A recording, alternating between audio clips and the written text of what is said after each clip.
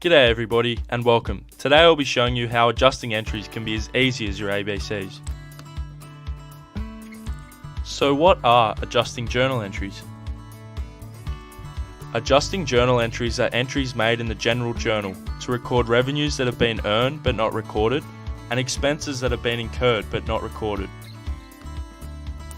Adjusting entries are then arranged into the four basic scenarios of deferred revenue, accrued revenue, deferred expenses and accrued expenses. The first scenario which we will look at today is deferred revenue. Deferred revenue is when a company receives cash before it provides the service. An example of a deferred revenue scenario can be seen when giving airlines your money before flying and using their service. When applying this to the journal, an airline would debit cash and credit unearned service revenue. Once the service is then provided, the journal entry would debit unearned service revenue and credit service revenue. Next up, we have accrued revenue, which is when a company earns a revenue before it receives cash. An accrued revenue is also another name for a receivable. An example of accrued revenue in action is when Johnny's accounting firm provides a service to a client on August 1st. Johnny's firm then bills the client on August 10th and receives payment on August 21st.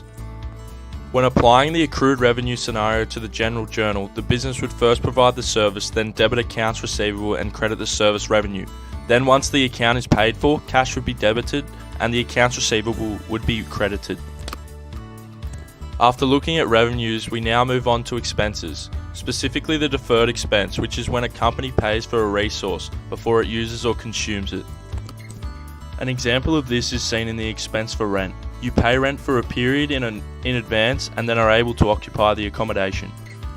When posting to the journal, prepaid rent would be debited whilst cash would be credited before using the resource. After its use, an expense would then be debited and prepaid rent would now be credited.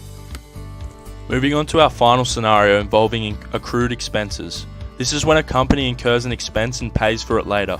Another name for an accrued expense is a liability. An example of an accrued expense is when companies pay for their employee after they have provided their labour.